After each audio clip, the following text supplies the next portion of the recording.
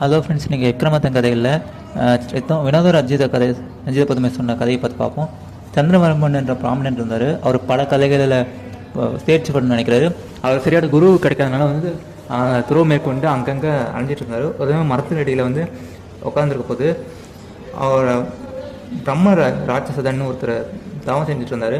அவர் கீழே இறங்கி நீ யார், நீ எங்கேருந்து வந்திருக்க அப்படின்னு கேட்டார்.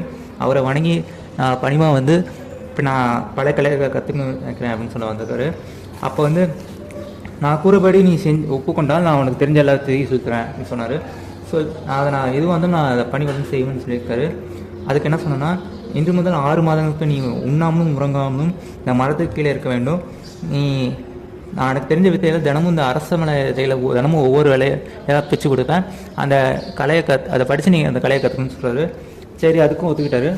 அப்போ தினமும் இந்த மாதிரி தவம் செய்ய மேற்கொண்ட இந்த மரத்தின் மந்திர சக்தியால் அவருக்கு பசி தூக்கம் அவ்வளோ தாக்கலை. அப்படியே அதை மார்க்கெட் செய்யுது. 6 மாதங்கள் போன பின்னாடி சந்திரவர்மன் எல்லா கலைகளும் கற்றுக்கிட்டான். இப்போ கலையின் பயனால் வானத்திலேருந்து அவனுக்கு மலர் வளையம் வந்தது. அவன் புறப்பட போது, குருவே அவங்கள எல்லா அறிவுகளுக்கும் எல்லா வித்தைகளுக்கும் நன்றின்னு சொல்லியிருக்காரு.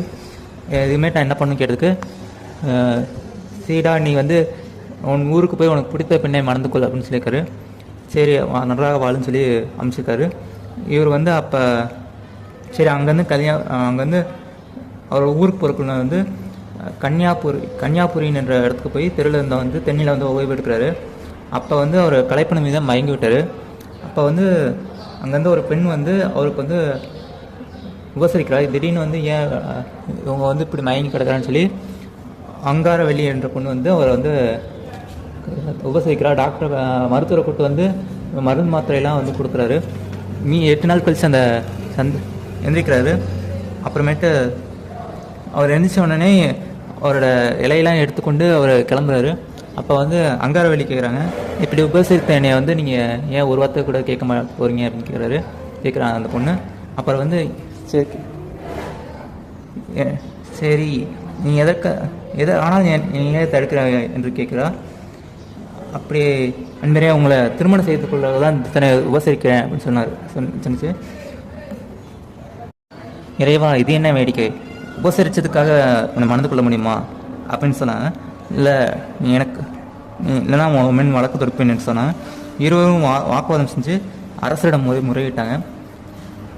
எப்படி அரசர் ஒரு வேறு குலத்து பெண்ணை கல்யாணம் பண்ணுறது அப்படின்னு சொல்லி அமைச்சரை கேட்டபோது, அமைச்சர் 4 குலத்திலேருந்து பெண்